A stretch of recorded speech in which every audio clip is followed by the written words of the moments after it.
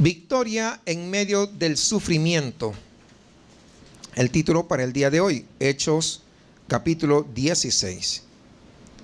Y hoy vamos a hablar un poco de la realidad que estamos viviendo en esta congregación, porque parece un poco similar a lo que se narra aquí. Hemos pasado un tiempo difícil, de prueba. Alguien me decía, nosotros parece que somos como la iglesia de Filadelfia, porque pasamos situaciones ahí. Y Dios permite que a veces pasemos situaciones y circunstancias, y son pruebas que Dios permite para la madurez de su pueblo. Nadie puede obtener madurez si no pasa pruebas. Cuando usted ve a un nene que está aprendiendo a caminar, dígame, ¿de frente comienza a caminar? ¿Verdad que no? Se tiene que dar unos trancazos de vez en cuando. Y le va a doler. ¿Sí? ¿Es cierto o no es cierto? Pues igual, nosotros somos una iglesia pues relativamente nueva. Entonces, han habido situaciones. Hemos trabajado mucho aquí, en las calles, todas estas colonias, todo el grupo de evangelismo, y pues todos hemos trabajado. Tal vez usted no, pues no sé, pero hablo por la iglesia en general como tal. Conocemos todas estas colonias. Hemos trabajado dentro de la iglesia. Y si somos honestos, no sé usted, pero particularmente si somos honestos, yo creo que a veces quisiéramos ver muchos más hermanos, ¿sí o no? Mucho más fruto dentro de la congregación. ¿O no? ¿O usted quiere ver menos? Quisiéramos ver a nuestra propia familia. Una vez que uno conoce la verdad, quisiera ver que toda su familia, que todas sus amistades también conozcan la verdad. Y todos los que un día predicamos también conozcan la verdad, que estén en la verdad.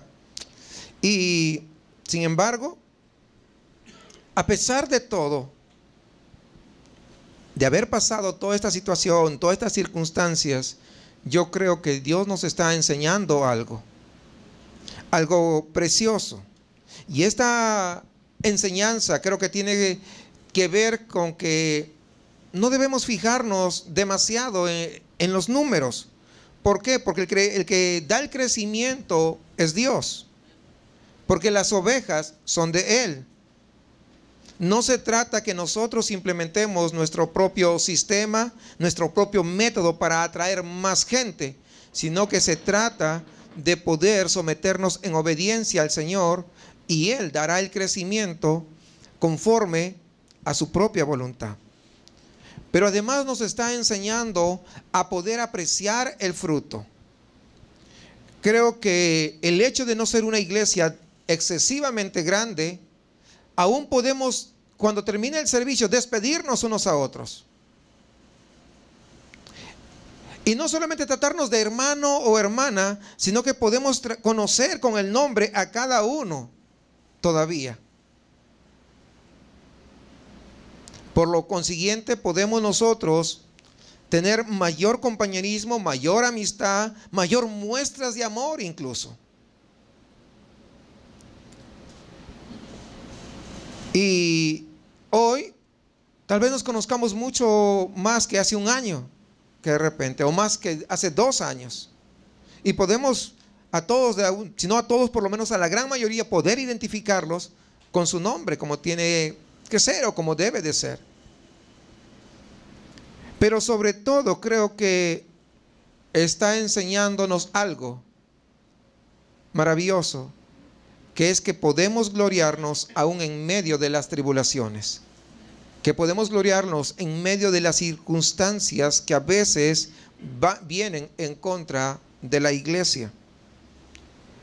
Y quisiera leer rápidamente, antes de entrar en materia, Romanos capítulo 5, versículo 3 al 5, y dice: y no solo esto, sino que también nos gloriamos en las tribulaciones, sabiendo que la tribulación produce paciencia y la paciencia prueba y la prueba esperanza. Y la esperanza no avergüenza, porque el amor de Dios ha sido derramado en nuestros corazones por el Espíritu Santo que nos fue dado.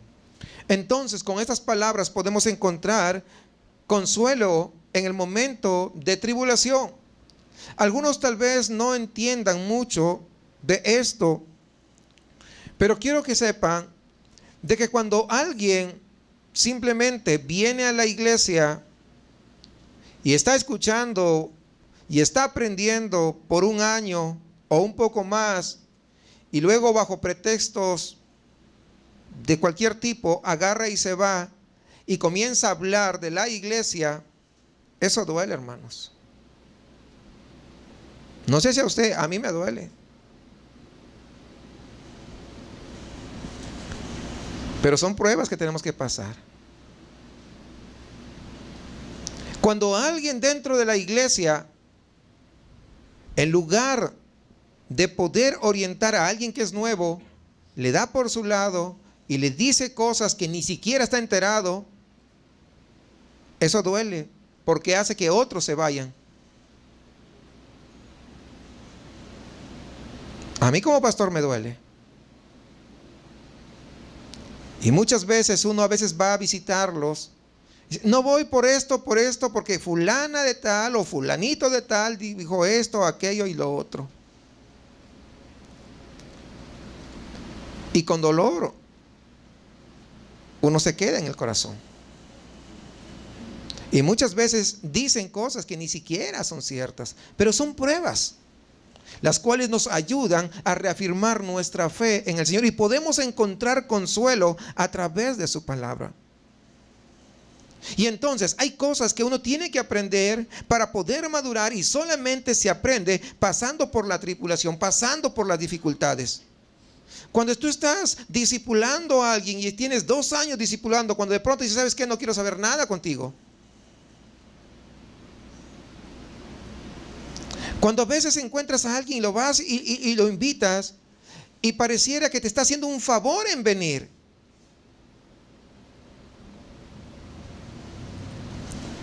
Pero hay otros que dicen 20, 30 años que quieren que le estén visitando todas las semanas para que llegue. Piensan que el pastor es bombero. Y si es bombero se va a cansar. Por eso que el pastor no es bombero. El pastor no está para visitar todas las semanas a todos, pues no alcanzaría el tiempo. El pastor está para instruir y dar alimento sano para que crezcan nutritivamente todos. Lógicamente, si alguien está enfermo, pues sí podemos visitarlo, pero no por un capricho. Pero muchos quieren, no voy porque el pastor no me visita. Qué tontería más grande. Eso significa que no ha madurado, que no conoce a Dios y que su arrepentimiento incluso puede ser falso. ¿Por qué? Porque está porque el pastor vaya, no porque quiere servir al Dios vivo, todopoderoso. No sé si usted conoce gente así, yo conozco muchos. Y eso causa dolor en el pastor. A veces dicen cosas y piensa que el pastor no puede estar llorando delante de todos, porque vamos y estamos delante de la presencia del Señor. Pero ahí exponemos todo esto. Entonces, el cristiano sabe que el resultado de su sufrimiento, hermanos, va a ser algo precioso, porque le está costando mucho mantenerse firme y fiel en la misión durante tiempos de tribulación y durante tiempos de prueba. Y es lo que ha pasado. Los que tienen ya un tiempo acá han visto que esta iglesia ha sido golpeada muchas veces. Pero en todo eso el Señor nos ha fortalecido, y fruto de todo eso es cada uno de ustedes que de repente tienen 1 año, tienen 2 años recién acá. Por consiguiente, usted es ese fruto hermoso que Dios trajo como manifestación de su consuelo a esta congregación en general. ¿Sí entiende eso, hermano? ¿Sí comprende eso? Es algo precioso de parte del Señor. Quizás de aquí en adelante, de aquí a 3 años, de aquí a 5 años, miraremos atrás y recordaremos aquellas situaciones difíciles por las que atravesamos, y diremos, qué preciosos días difíciles que pasamos, porque fue a través de esa situación que Dios nos estaba instruyendo de cómo vamos a dirigirnos, cómo nos vamos nosotros a encaminar en su camino. Cómo nos vamos a mantener fieles a pesar de las circunstancias. Así que con base en Hechos 16 vamos a hablar de lo que un cristiano sufre en la misión de hacer discípulos. Recuerden que el propósito fundamental de la iglesia es también hacer otros discípulos. No solamente salvarnos a nosotros, no solamente es conocer de Dios nosotros, sino también el hecho de conocer a un Dios verdadero, también anhelar grandemente que otros también lo conozcan. Pero a veces no nos atrevemos a abrir la boca. Y muchas veces no nos atrevemos a abrir la boca. ¿Sabe por qué? Porque nuestro testimonio no es el mejor. Y no nos atrevemos a abrir la boca porque ¿qué nos va a decir? Si predicamos a nuestra familia, me va a decir, así como te comportas, ¿para qué quiero ser cristiano? Sí, entonces todo tiene un porqué. Pero tenemos que ser capaces de ser verdaderos cristianos, de tal manera que nadie pueda, ¿qué cosa? Señalarnos. Y vamos a ver en primer lugar del versículo 1 al 10 sobre Pablo y su equipo. En estos primeros 10 versículos de este capítulo vamos a ver este equipo misionero y cómo va creciendo. Hay nuevos miembros y luego hay una nueva dirección. Versículo 1 al 5 del Hechos 16. Dice, después llegó a Derbe y a Listra, y aquí había allí cierto discípulo llamado Timoteo, hijo de una mujer judía creyente, pero de padre griego. Y daban buen testimonio de él. Fíjense, eso es importante, el buen testimonio. Por eso les digo, un verdadero cristiano no se hace dentro de la iglesia, sino afuera. Es como debes demostrar tu cristianismo. Tus hijos tienen que decir, mi mamá es una buena cristiana. Mi papá es un buen cristiano. Mi esposo es un buen cristiano. Mi esposa es una buena cristiana. Es verdaderamente hija de Dios. Es lo que tiene que decir. Daban buen testimonio de él los hermanos que estaban en Listra y en Iconio. Quiso Pablo que éste fuese con él y tomándole le circuncidó por causa de los judíos que había en aquellos lugares, porque todos sabían que su padre era griego. El primero que se junta con el equipo que vemos aquí es Timoteo, el discípulo de Pablo, ¿no? Que luego llegaría a ser pastor principal ahí en la iglesia de Éfeso. Sigamos, por favor, versículo 4 y 5, dice, y al pasar por las ciudades les entregaban las ordenanzas que habían acordado los apóstoles y los ancianos que estaban en Jerusalén para que las guardasen. ¿Recuerdan lo que habían acordado ya en Jerusalén? Es en el capítulo anterior. Entonces ahora ellos vienen trayendo esas ordenanzas y las entregan. Así que las iglesias eran confirmadas en la fe y aumentaban en número cada día.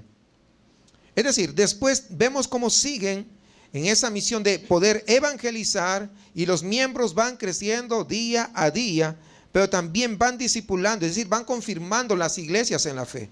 Van haciendo ese trabajo importante dentro de una iglesia que es discipular. No solamente, te convertiste, ya, está bien. No, hay que discipular, hay que enseñar la palabra. Y principalmente tiene que ser una enseñanza sistemática, porque es la mejor forma de aprender. Porque a veces nos enseñan, ¿verdad?, un versículo por aquí y se ponen otro versículo y parecen canguros, no saltando de un lado para otro. Y a veces ni siquiera queda claro todo eso. Pero muy diferente es cuando hay una enseñanza sistemática. ¿Qué vamos a estudiar? Vamos a estudiar el Evangelio de Juan. Pues voy desde el versículo 1, 2, 3, 4. Vamos a aprender mucho más, vamos a ser mucho más alimentados. O bien en una serie sobre un tema conciso. Por ejemplo, la familia, un tema que podría ser. Estoy poniendo un ejemplo. El tema o la serie, la familia. Y dentro de la familia hay mucho que hablar. El matrimonio cristiano, la esposa cristiana, el esposo cristiano. ¿Cómo gobernar en el hogar? ¿Cómo educar a los hijos? El respeto de los hijos por los padres. Mire, hay muchos temas que hablar, pero todos van relacionados a lo mismo. Entonces, esa es una manera de poder enseñar. Pero muchas veces se enseña pues así y nunca sabes, o sea, y a veces hay una mezcolanza y no quedan claras las cosas, y muchas veces hay hasta confusión y hay malas interpretaciones, porque a veces cuando se enseña de esa manera saltando, muchas veces los predicadores enseñan solamente los versículos que les convienen. No enseñan, como decía el apóstol Pablo, porque no he rehusado enseñaros todo el consejo de la palabra, que es como tiene que ser.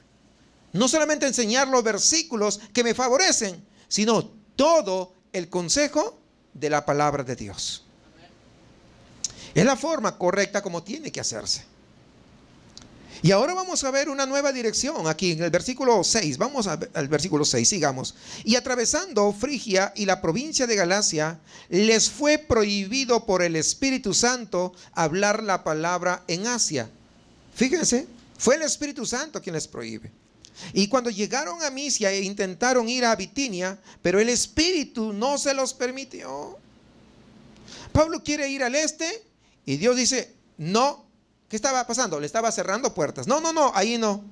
Y luego quiere ir al norte, pero tampoco. Ahí cierra puertas. Porque recuerden, el que abre y cierra puertas, ¿quién es? Es Dios. Pero ese abrir y cerrar puertas es para la propagación del evangelio. Pero ese le utilizamos para todo. Pero cuando vamos a ver el contexto, es para la predicación del evangelio, el abrir puertas. Versículo 8, sigamos por favor. Y pasando junto a Misia, descendieron a Troas, y se le mostró a Pablo una visión de noche. Un varón macedonio estaba en pie, rogándole y diciendo, pasa a Macedonia y ayúdanos. Cuando vio la visión, enseguida procuramos partir para Macedonia, dando por cierto que Dios nos llamaba para que les anunciásemos el evangelio. Dios quiere que Pablo y su equipo, ¿verdad?, vayan a Europa, a la región de Macedonia. Y aquí hay dos cosas. Fíjese bien en que Dios le muestra a Pablo en visión a un varón. No pierda de vista eso. Pero en segundo lugar dice, procuramos. Observe, el pronombre cambia de ellos, ahora nosotros. Ahora somos nosotros. Ellos, pero ahora somos nosotros los que toma acción de lo que vamos a hacer, como respuesta a lo que Dios me está mandando. O sea, cuando Dios dice algo, nuestra respuesta tiene que ser de iniciativa. Ya no dice procuramos. O sea, hizo todo lo posible por hacer caso a las instrucciones de Dios. He visto mucha gente dice, es que Dios me habló para hacer tal cosa, pero estoy esperando confirmación. Lo que está demostrando es que no quiere hacer eso. Esos son simplemente pretextos para no obedecer la voz de Dios. Pero y alguien dirá, sí, pero Gedeón pidió confirmación, porque muchos se agarran de ese versículo, ¿no? Gedeón pidió confirmación para poder salir a la guerra. Sí, es cierto, pero es el único caso excepcional que hay en la Biblia. La mayoría de casos, a la primera, iban. Porque ¿acaso si tu jefe te manda a hacer algo, no lo harías? ¿Lo haces sí o no? ¿Y cuántas veces esperas? A la primera lo tienes que hacer. Imagínate que el gerente te llama, ¿sabes qué? Fulano de tal, usted me hace tal cosa. Así como no, señor. Rápido. Pero cuando Dios nos manda, muchas veces el hecho que Dios es espíritu y que muchas veces por nuestra falta de comunión con Dios no podemos percibir su presencia, entonces somos hasta irrespetuosos. No respetamos a Dios cuando Él nos manda a hacer tal o cual cosa. Y ponemos tantos pretextos porque Él es espíritu, no lo vemos. Lo que no nos damos cuenta que nuestra comunión con Dios como que se está echando a perder. Por eso no lo percibimos tan genuinamente como debería percibirlo cada cristiano. Y por eso le ponemos poner todos los pretextos del mundo.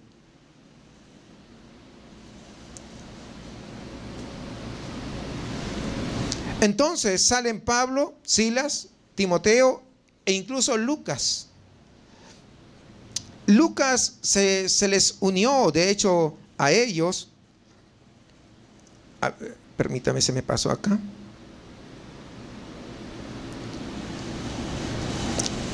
Salen a Macedonia. Macedonia ya está ubicado en Europa. Y allí, con dirección clara de parte de Dios, ojo, con dirección clara de parte de Dios, empieza la tribulación. ¿Cómo? Pero si a mí me dijeron, si vengo a Dios, ya me olvido, ya no va a haber problemas, ya no va a haber enfermedades, ya voy a conseguir todo. Pues no. Mire. Y aquí van a ver cómo se aprende a gloriarse en las tribulaciones. Y vamos a ver del versículo 11 al 15 una desilusión demasiado común, pero lo importante no es la desilusión, lo importante es el fruto que viene como consecuencia de ellos gloriarse en ello. Imagínense las grandes desilusiones de los misioneros. Imagínense un misionero con una visión clara de parte de Dios. No, yo tengo que ir allá. Y cuando vaya, nadie se convierta. Creo que les conté de una oportunidad a un misionero que Dios lo mandó a una tribu no alcanzada, o sea, de las tribus que no han llegado todavía la civilización. Y estuvo allí por un buen tiempo y siempre iba a la plaza y a predicar. Y predicaba. Primero que no sabía el idioma, te pasó 1 año, 2 años aprendiendo el idioma. Y cuando ya supo el idioma, aprendió el idioma, entonces comenzó a predicar. Iba siempre a la plaza. Pero no veía a nadie, porque apenas lo veían, se corría la gente. Todos se iban corriendo, se escondían en su casa. Y así estuvo predicando por 1 año más. Y durante todo ese año nadie se acercó, a pesar que Dios lo había mandado. Entonces se regresa a los Estados Unidos y dice, creo que me equivoqué, qué desilusión, nadie se arrepintió. Señor, ¿cómo me mandaste para allá? Y quejándose, porque eso es lo que hace el hombre generalmente. Pero pasa un tiempo y hay una convención de misioneros. Y comienzan a nombrar todos los países. Y en eso nombran el país a donde había estado ese misionero. Y dicen, tenemos aquí el evangelista de tal lugar, de tal país. Y él se levanta y comienza a mirar. Y ahí se viene con su trajecito así indiecito, ¿verdad? Con sus plumas y todo. Y camina y va al frente. Y cuando pasa al frente comienza a dar su testimonio y dice, hace tantos años atrás llegó un misionero.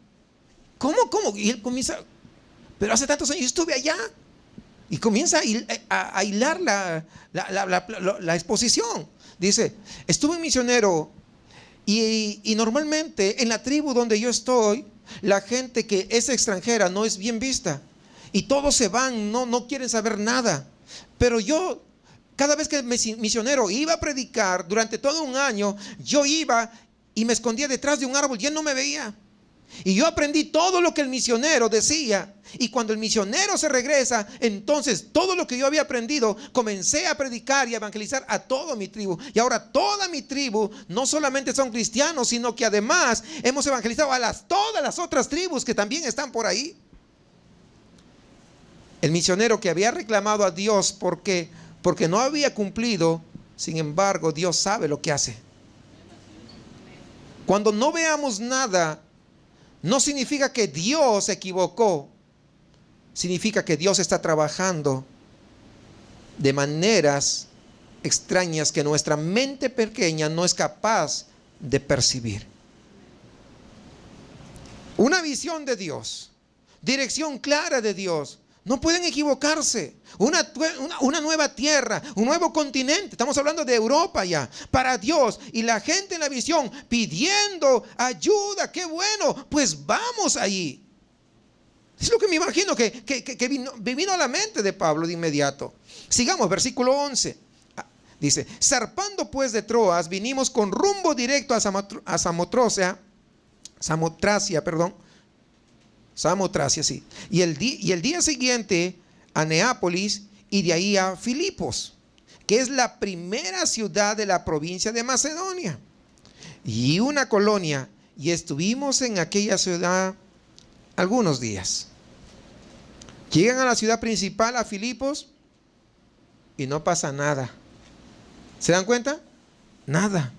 Una capital, una ciudad clave, la primera ciudad de entrada, y no pasa nada. Y la Biblia dice, y estuvimos en aquella ciudad algunos días. A nadie le interesa el evangelio. No vemos nada resaltante, nadie responde, nadie les presta atención. Usted puede imaginarse, Dios nos mandó aquí y ahora nadie nos presta atención. Qué frustrante. Qué desilusión. ¿O no? Claro, por supuesto. ¿Por qué? Porque también lo hemos pasado de alguna manera aquí. Evangelizábamos y algunos venían y simplemente desaparecían. Tenemos que entender algo. La gente que necesita ayuda, hermanos, no sabe que necesita ayuda. Entiéndalo. La gente que necesita ayuda no sabe que necesita ayuda. La gente que está en el mundo necesita de la ayuda, pero no sabe. Por esta razón es que cuando salgamos a evangelizar debemos usar la ley, porque cuando le hablamos de la ley a los pecadores, la ley le hace comprender a ellos de su necesidad de un Salvador, y es Jesucristo. Porque mientras no le hablemos de la ley, entonces no van a entender que están condenados.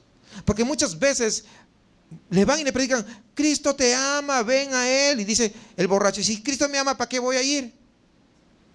El drogadicto va a decir lo mismo, ¿para qué voy a ir si Cristo ya me ama? Pero cuando tú le haces ver la ley, que por la ley Él está condenado, porque con la ley nadie se salva, entonces va como darle un golpe en la cabeza, ¿verdad? Y ¿a poco sí? Muchas veces yo he visto expresión, aún de gente que está en las iglesias, que son confrontadas con la ley de Dios. De ahí que la Biblia nos enseña que la ley es el ayo que nos lleva ¿hacia dónde? A Jesucristo. Nadie va a poder llegar a Jesucristo si no es mediante la ley. La ley no es para salvación, pero sí es para empujarlo, para que reconozcan a Cristo como Salvador personal. Porque muchas veces que la gente quiere traer a las iglesias a más gente, los hermanos quieren traer a gente a las iglesias. Ven acá y se van a solucionar tus problemas. Y llega a la iglesia y le va peor, como en feria.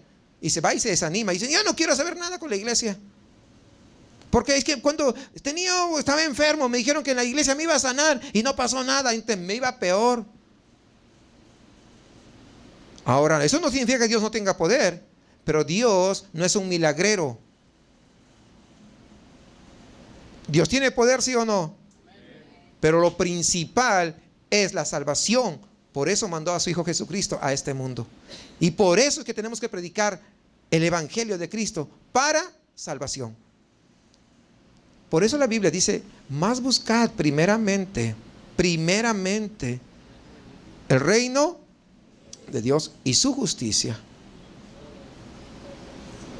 Primero es eso, la salvación. Y todo lo demás, y cuando dice todo lo demás, es pues todo lo demás.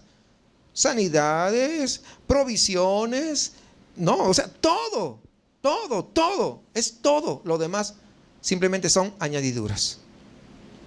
Todo lo demás. Sigamos, por favor. Entonces, ¿la gente sabe que tiene necesidad, sí o no? No sabe, la de afuera no sabe, hasta que usted le haga ver su necesidad a través de la ley. No sabe. Usted es un inconverso, va y le habla del evangelio, tiene que hacerlo con la ley para que recién pueda entender su necesidad de Dios.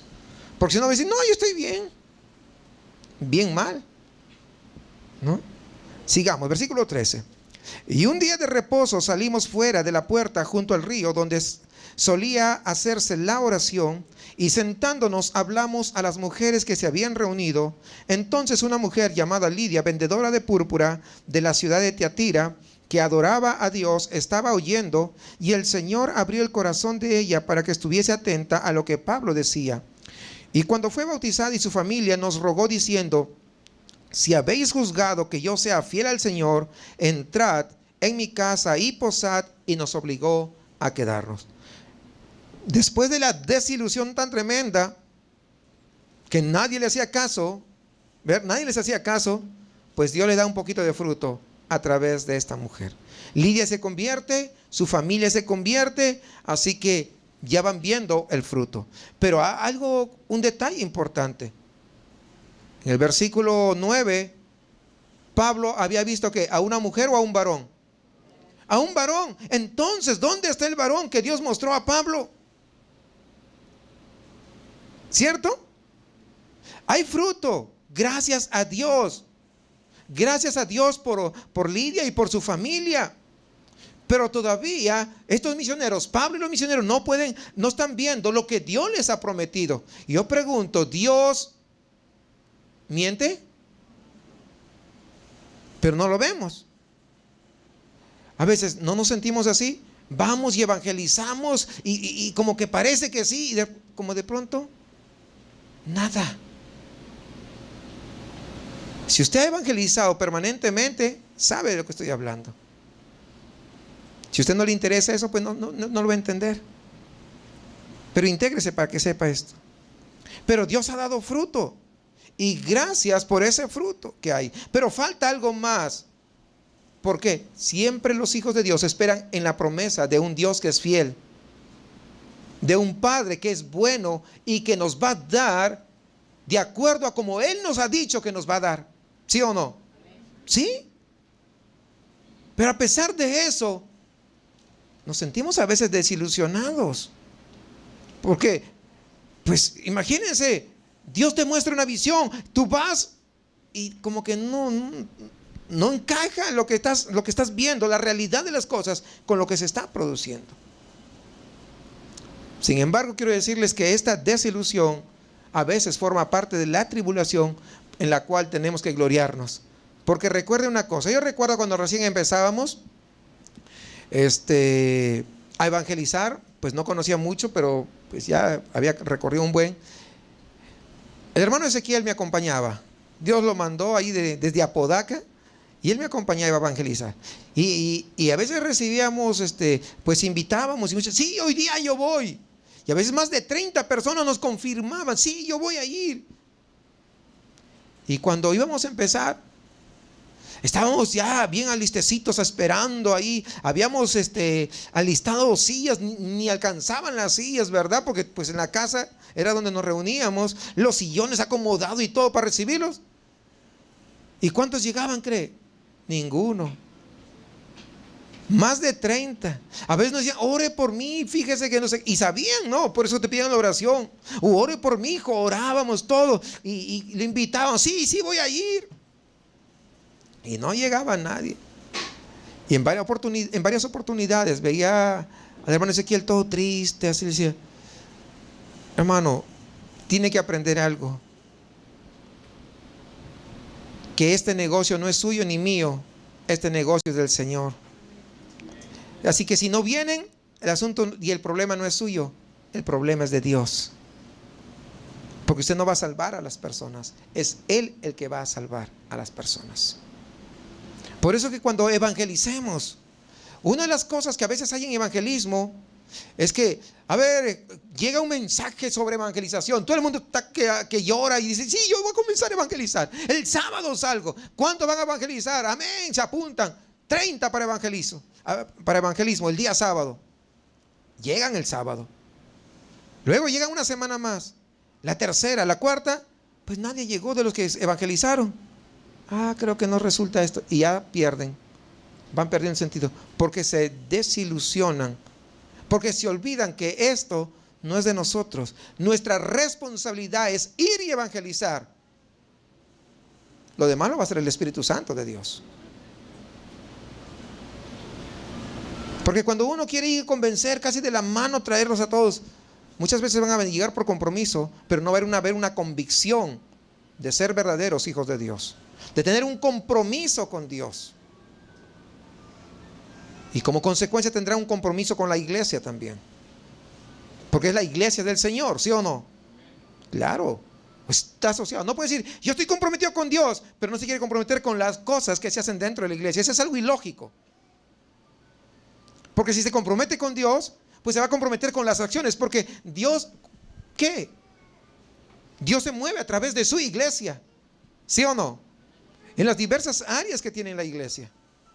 Entonces, sí, tiene que haber un compromiso, desde luego. Si yo estoy comprometido con Dios. Pero si no lo estoy, pues no va a pasar nada.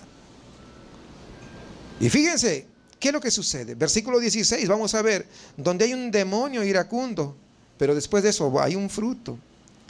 Déjeme decirle, si Satanás no puede destruir una obra por la persecución, lo va a hacer muchas veces desde dentro de la iglesia, tratando de dividir a la iglesia.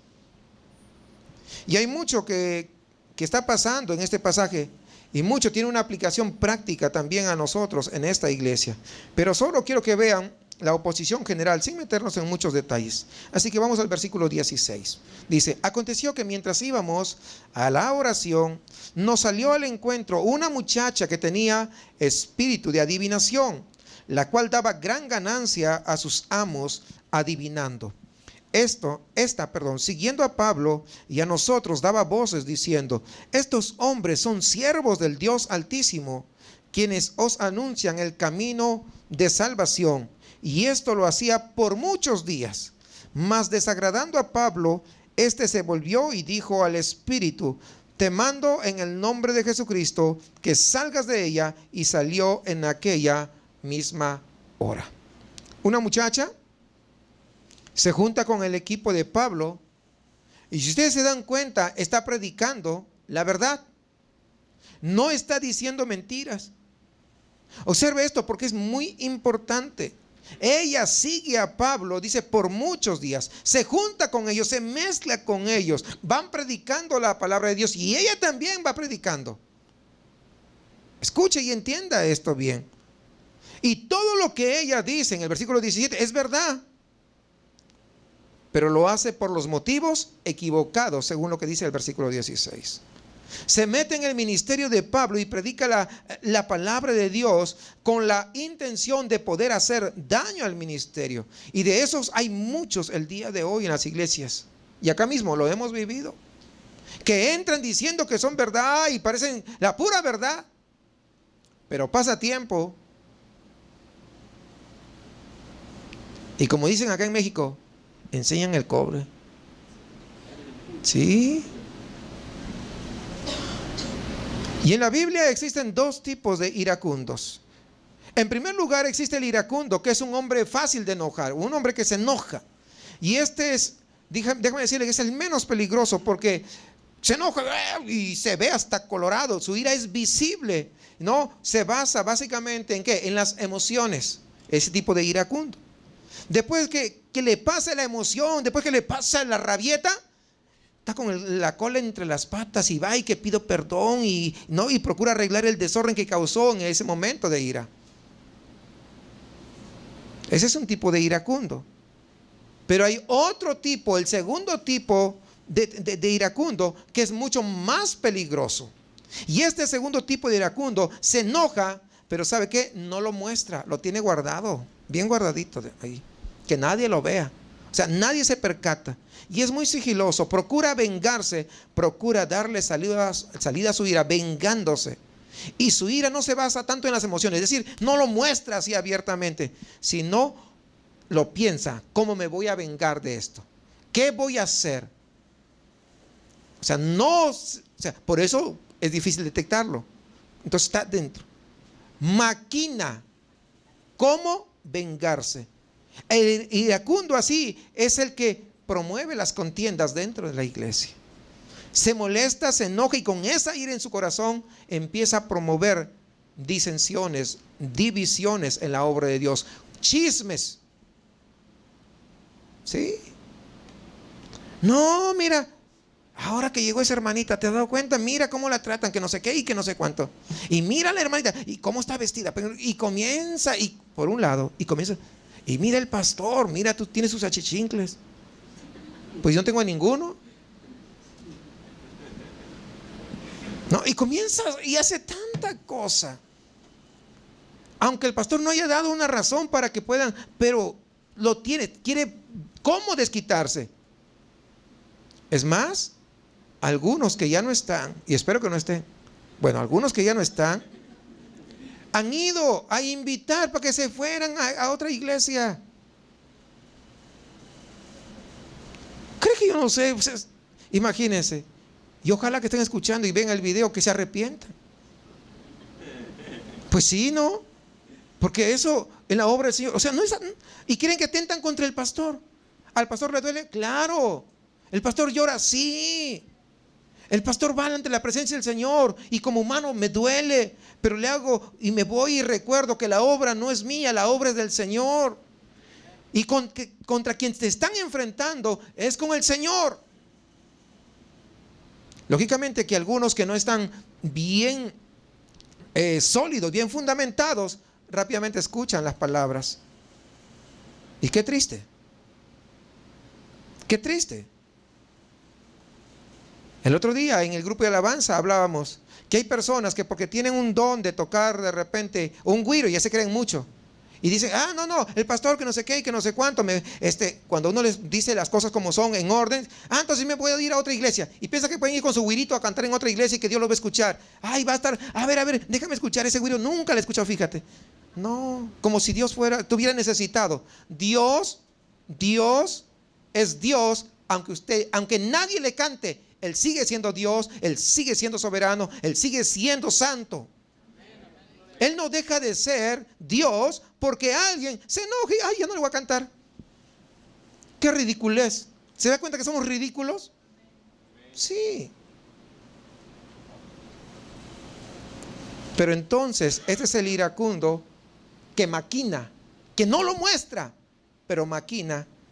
Y entonces en su corazón comienza a promover disensiones y división en la obra de Dios. Recuérdele, voy a leer rápidamente Proverbios 15, 18. Dice, el hombre iracundo promueve contiendas. Ahí está, ¿qué más? Mas el que tarda en airarse apacigua la rencilla. El consejo de Dios es claro. No se meta con este tipo de personas. ¿Por qué? Porque tarde o temprano Él lo va a tener a su lado y será un lazo para su alma. No te metas. Cuidado. Y fíjense, Proverbios 22, 24 y 25. Fíjese, hablando de lo mismo, dice, no te entremetas con el iracundo. Ahí está, fíjese. No te entremetas, ni te acompañes con el hombre de enojos.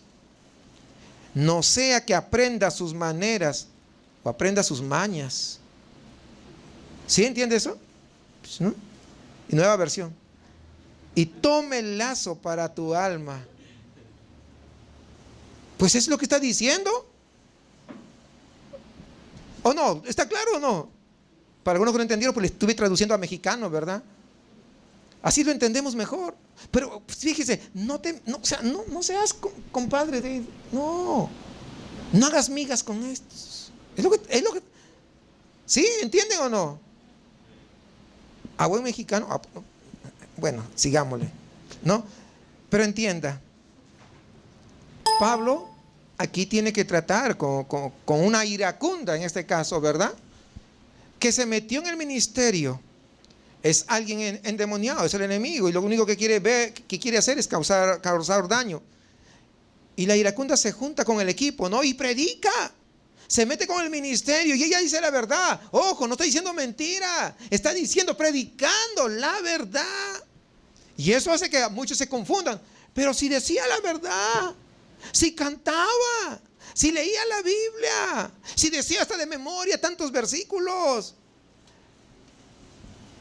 pero su corazón no había sido transformado por el Señor, de nada sirve. ¿Por qué? Porque lo que está haciendo, lo está haciendo con un propósito, con el propósito de causar disensión, división de lealtades, de causar confusión y últimamente daño. Quiere acabar con la obra de Pablo, que Pablo está llevando a cabo, lo quiere deshacer. Y lógicamente Pablo no lo va a permitir que una iracunde cause daño en su ministerio. Entonces, ¿qué hace? Echa fuera el demonio. Acá no eche fuera el demonio, pero pero le reprendí con la palabra, ¿no?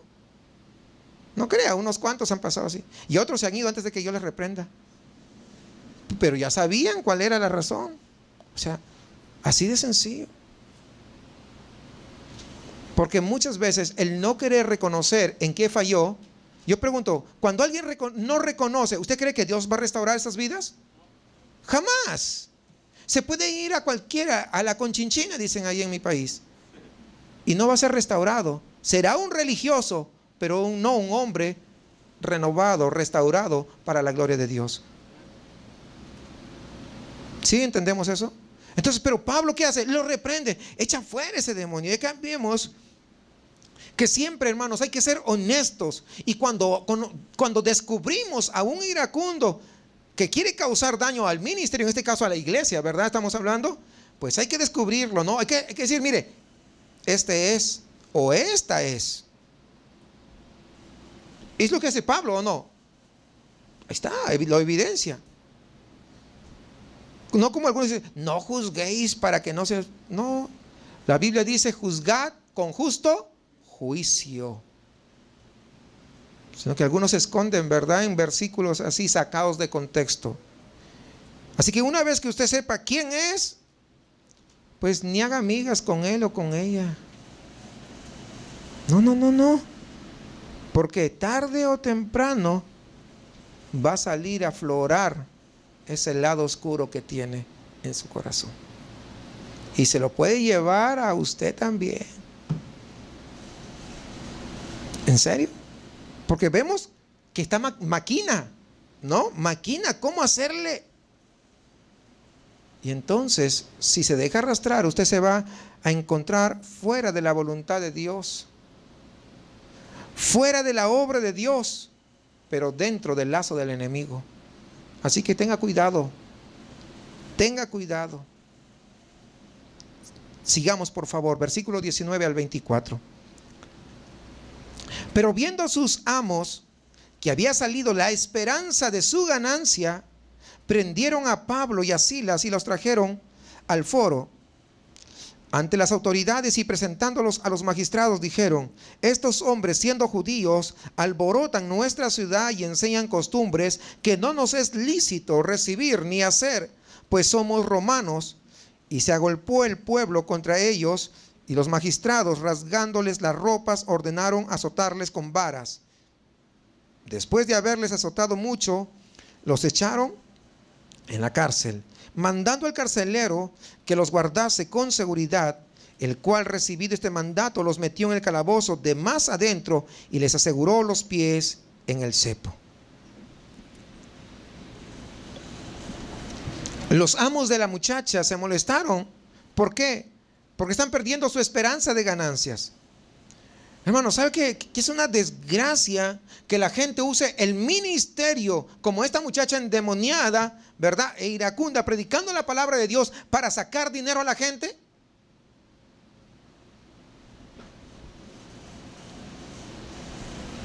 Es una desgracia que la gente, ven por tu milagro, pero siembra primero en mi ministerio. De acuerdo a tu ofrenda, va a ser tu milagro. Dígame, ¿en qué parte de la Biblia lo sustentan eso? Pero muchos corren allí como cabritos, porque las ovejas del Señor no se mueven. En ninguna parte, dígame, ¿en qué parte de la Biblia menciona que Jesucristo cobró para poder orar? Para poder orar por alguien, para poder sanar a alguien. Pero aún hay muchos ingenuos que todavía creen en esos abusadores. A estos hombres no les importa la muchacha. Ella simplemente les servía mejor como endemoniada. Lo que les importa, ¿qué cosa es? El dinero. Sí, ahí está, es claro. Y si alguien huele un poquito mal en algún ministerio, fíjese en el líder. O los líderes, si están demasiado preocupados en ganar dinero de repente. Porque muchas veces las ovejas ni siquiera tienen para algo tan básico, pero el líder tiene de todo.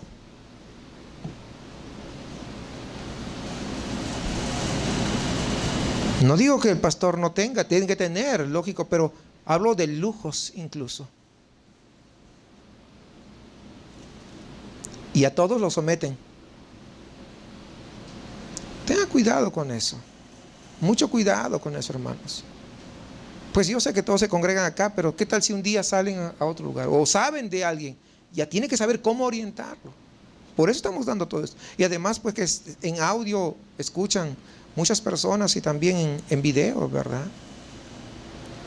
Porque raíz de todos los males es el amor al dinero, el cual codiciando algunos se extraviaron de la fe y fueron traspasados de muchos dolores. Dice 1 Timoteo 6:10. Cuidado. Esta vez no solo les cuesta a Pablo y a Silas un poco de desilusión, como hace un rato, recuerdan que leímos, no, aquí les costó azotes, porque es lo que hicieron con ellos. Y el iracundo y el que ama al dinero pueden causarnos también tribulaciones, hermanos, pero Dios está en control, porque siempre va a haber fruto después de eso. Y esto es exactamente lo que vemos la historia acá en Hechos 16. El dolor de la incomodidad, el dolor de ser castigado. Piense usted en esta situación, azotados, y bastante, echados a la cárcel, metidos en el calabozo, el que más está más a fondo, el que huele peor que todos, porque nadie se acuerda, ahí está. Y además amarrados ahí a un cepo. ¿Sí saben lo que es un cepo? ¿Sí? Ah, bueno.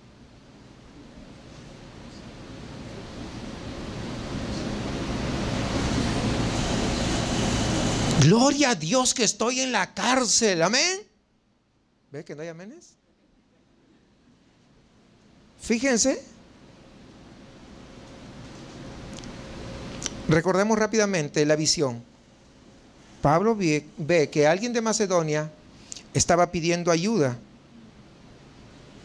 Era un varón. Había habido fruto, sí. Era Lidia, era una mujer, su familia. Pero no coincidía. Y ahora Pablo está en la cárcel, bien golpeado por haber tratado de ayudar a la gente de Macedonia, pero también por hacer la voluntad de Dios, porque Dios le mostró claramente que tenía que ir ahí. Alguien, si habláramos de los evangelistas de estos últimos tiempos, diría, no, ¿qué voy a sufrir así? No. Hermano, necesitamos que vengas a predicar. Bueno, mira, ve. Yo lo único que cobro es una ofrenda voluntaria, ¿no? Pero sabes que tenemos nuestros gastos mínimo, son 30,000 pesos. 50% en mi cuenta antes de ir y 50% cuando llegue al aeropuerto. Por favor, cómprame vuelos en primera clase, resérvame un avión, un hotel 5 estrellas y por favor que en la recámara donde me van a asignar que tenga agua embotellada, pero no cualquiera. Hay un agua francesa que están trayendo, ¿verdad? De esa agua es la que yo quiero. Quesos, ¿no? También a mi disposición, y no cualquier queso, ¿no? Entonces comienza y toda una serie de cosas. Pero aquí tenemos a hombres de Dios pagando el precio de la desilusión, pero aún el sacrificio de su propia vida. Hubo un apostolín que un día le preguntaron y dijeron, mire, pero si Pablo, sí, pero que Pablo no tenía la revelación que tenemos nosotros, o sea, se creía mejor que el apóstol Pablo. Imagínense ustedes, que mejor no le pongo ningún adjetivo calificativo, porque sobran, ¿sí o no? Pues no concuerda con lo que dice la palabra. ¿Cómo se sentiría usted, no? Que Dios le muestra, ve allá, y encima allá te agarran a pedradas. Uy, para esto Dios me mandó. Pues como que no, ¿verdad? Pero eso es lo que pasamos. Versículo 25 dice, pero a medianoche, ahí está. El pero como que cambia. Siempre es así. Cambia para bien o para mal. Pero el pero aquí da la idea de cambio. Pero a medianoche, orando Pablo y Silas, cantaban himnos a Dios y los presos los oían. Pablo y Silas entonces empiezan a orar y a cantar. No sabemos, hermanos, cuánto tiempo pasó, pero al fin ellos decidieron cantar y orar. Y la Biblia nos dice que estaban felices y alegres con una sonrisa. No, nada tan superficial. No. Pero a pesar del dolor, a pesar de la desilusión, a pesar de la humillación, a pesar de la incomodidad, porque amarrados a un cepo es incómodo, a pesar de su confusión y de su frustración, a pesar de las situaciones y circunstancias difíciles, ellos decidieron orar y cantar. Decidieron gloriarse en las tribulaciones, como dice Pablo, ¿verdad? Ojo, y el gloriarse en las tribulaciones no es un estado de ánimo, se trata de una decisión, orar y alabar a Dios, aún cuando se siente horrible, cuando se siente cansado, cuando se siente confundido, cuando se siente hasta desamparado. ¿O a poco no? ¿Cómo se sentía? ¿Sí o no? Sí, causalidad. Pues es la imagen, esa es la figura que nos muestra acá. Sigamos, por favor, 26 al 34. Entonces sobrevino de repente un gran terremoto, de tal manera que los cimientos de la cárcel se sacudían, y al instante se abrieron todas las puertas y las cadenas de todos se soltaron. Despertando el carcelero y viendo abiertas las puertas de la cárcel, sacó la espada y se iba a matar, pensando que los presos habían huido. Mas Pablo clamó a gran voz diciendo: no te hagas ningún mal, pues todos estamos aquí. Él entonces, pidiendo luz, se precipitó adentro y temblando se postró a los pies de Pablo y de Silas, y sacándoles les dijo: señores, ¿qué debo hacer para ser salvo? Ellos dijeron: cree en el Señor Jesucristo y serás salvo tú y tu casa. Y le hablaron la palabra del Señor a él y a todos los que estaban en su casa. Y él, tomándolos en aquella misma hora de la noche, les lavó las heridas, y enseguida se bautizó él con todos los suyos. Y llevándolos a su casa les puso la mesa, y se regocijó con toda su casa de haber creído a Dios. Es lo que pasa cuando alguien cree verdaderamente, alguien se arrepiente, se regocija por ese paso decisivo que tomó en su vida. Fíjense, en este primer concierto cristiano, Pablo y Silas, y no fue en la Arena Monterrey, tampoco cobraron para que vayan a escucharlos cantar, como algunos tienen por costumbre. Vamos a adorar a Dios con el gran levita. Levita, pero anda levitando así, porque ya el piso le queda corto, ¿no? Como en el aire, levita, porque se cree. Sí, así no andan, dígame, los artistas cristianos de la farándula cristina no andan así.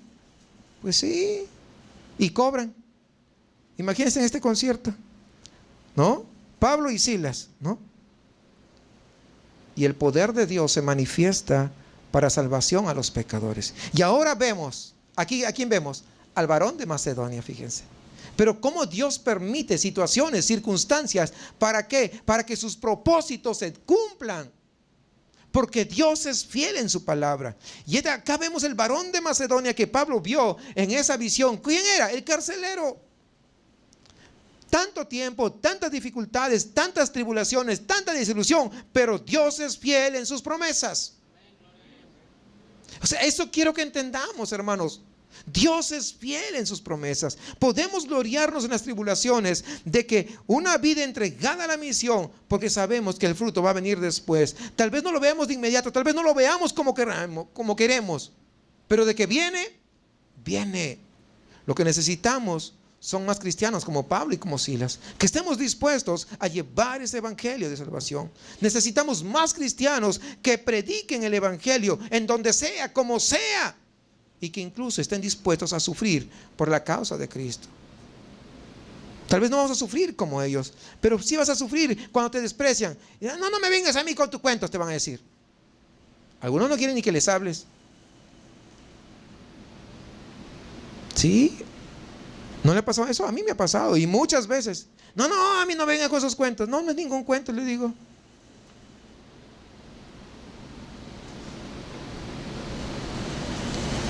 Sí, y no le voy a decir que le digo más, pero algo más, no se queda ahí. No, pues después me prestan atención. Necesitamos más cristianos que se gocen aún en el sufrimiento, porque confían en Dios y en sus promesas, y que finalmente va a haber ¿qué cosa? Ese fruto ese fruto maravilloso. Porque aun cuando sufrimos injustamente muchas veces, Romanos 28 todavía sigue vigente. Y sabemos que a los que aman a Dios, todas las cosas les ayudan a bien. Esto es, a los que conforme a su propósito son llamados. E ir a predicar es un propósito de Dios, ¿sí o no? Haríamos bien entonces en confiar en las promesas del Señor. Si tuviéramos más cristianos así, creo que veríamos más poder de Dios, aún en nuestras circunstancias, donde Dios se glorifique, donde Dios traiga respuestas a su pueblo. Quisiera que vayamos al versículo 35 y 36. Cuando fue de día, los magistrados enviaron alguaciles a decir: suelta a aquellos hombres. Y el carcelero hizo saber estas palabras a Pablo: los magistrados han mandado a decir que se os suelte, así que ahora salid y marchaos en paz. O sea, los magistrados saben que Pablo y Silas no violaron ninguna ley. O sea, son conscientes de eso. Y solamente querían hacerles ahí sufrir un poco, ¿no? Para que aprendan, ¿no? Para que no prediquen ahí en la ciudad. Más o menos la intención era esa. Te voy a dar una lección, les voy a dar una lección. Con esta ya no van a predicar acá. No van a levantar una revolución acá en esta ciudad. Más o menos la intención. Pero, sigamos versículo 37. Pero Pablo les dijo: después de azotarnos públicamente, sin sentencia judicial, escuche bien esa palabra, sin sentencia judicial, siendo ciudadanos romanos, nos echaron en la cárcel y ahora nos echan encubiertamente. No, ahí está Pablo. Por cierto, si no vengan ellos mismos a sacarnos, tenemos que ser astutos también. ¿Cómo qué? Pues sí, y es lo que estaba demostrando acá Pablo. No. Pablo ya tenía otro plan. Pablo y Silas eran ciudadanos romanos y esto implicaba que no pueden castigarles sin un juicio. Y es interesante que no dijeron nada, fíjense, acerca de este estatus. O sea que ellos pudieron haber evitado los azotes, ¿sí o no? Claro, pero no lo hicieron. Pudieron evitar la cárcel, sí, pero no lo hicieron. No dijeron que eran ciudadanos romanos. Pero ¿por qué no lo hicieron? Porque quieren mantener la puerta abierta de Europa y lo logran. Fíjese, vamos versículo 38 al 40. Y los alguaciles hicieron saber estas palabras a los magistrados, los cuales, ¿qué pasó? Comenzaron a temblar. Y ahora tuvieron miedo al oír que eran romanos. Y viniendo les rogaron. Ahora, ¿quién tiene sartén por los mangos? La sartén por el mango. Y Pablo diría, ¿no? Como dice la Biblia, el que ríe último ríe mejor. No, eso no dice la Biblia. Rogaron y sacándolo, les pidieron que salieran de la ciudad. Entonces, saliendo de la cárcel, entraron en casa de Lidia y habiendo visto a los hermanos, los consolaron y se fueron. Los magistrados tienen miedo porque según la ley romana, por haberles castigado a Pablo y Silas sin juicio, ellos deben recibir castigo también, azote por azote. Entonces Pablo estaba actuando con mucha astucia. ¿Sí? ¿Captan la idea? Ahí está. Y ahora, pues él es el que manda a los magistrados. Pablo puede seguir predicando y los nuevos cristianos ahí en Filipos también no le iban a hacer daño. Dios llevó fruto y el fruto permanece reproduciéndose en más fruto. Concluyendo ya esta parte. Este es el propósito en nuestras vidas. Fíjese lo que dice Juan, capítulo 15, versículo 16. No me elegisteis vosotros a mí, sino que yo os elegí a vosotros y os he puesto para que vayáis y llevéis fruto. Y vuestro fruto permanezca, para que todo lo que pidiereis al Padre en mi nombre, Él os los dé. ¿Respecto a qué? Respecto a todo, cuando dice todo, ¿respecto a qué? ¿De qué está hablando? ¿De qué está hablando? Del fruto de la salvación. Todo, pero habla en este contexto. No se equivoquen. Dios quiere que llevemos fruto por medio de ¿qué? Del evangelismo. También quiere que nuestro fruto permanezca por medio de ¿qué? De la enseñanza, del discipulado. Es muy importante. Pablo y su equipo sufrieron en la misión y nosotros debemos esperar que en algún momento vamos a pasar situaciones. Espere ser desilusionado. Espere la disensión y a veces hasta que algunos van a entrar a querer dividir. O algunos lo van a querer llevar a usted a otro lugar. Aguas con eso. Por eso que estamos enseñando todo esto, ¿no? Espere el dolor de la incomodidad. Pero sabe una cosa, la gracia de Dios hará que haya fruto, tanto en su propia vida como en la obra del Señor que usted tiene como responsable. Hermanos, recordando algo importante, que con Cristo somos más que vencedores, por lo cual nos espera siempre victoria, aún en medio del sufrimiento. Nada puede quitarnos el gozo si nosotros mantenemos la mira en las cosas de arriba. Nada. ¿Por qué? Porque nuestra ciudadanía no es de este mundo. Nuestra ciudadanía está en el reino de los cielos. Y cuando miramos allá, dice acá en 1 Corintios 15:51, se lo voy a leer rapidito. He aquí os digo un misterio, no todos dormiremos, pero todos seremos transformados, todos los que somos hijos de Él. En un momento, en un abrir y cerrar de ojos, a la final trompeta, porque se tocará la trompeta, y los muertos serán resucitados incorruptibles, y nosotros seremos transformados. Porque es necesario que esto corruptible se vista de incorrupción, y esto mortal se vista de inmortalidad. Y cuando esto corruptible se haya vestido de incorrupción, y esto mortal se haya vestido de inmortalidad, entonces se cumplirá la palabra que está escrita: sorbides la muerte en victoria. ¿Dónde está, oh muerte, tu aguijón? ¿Dónde, oh sepulcro, tu victoria?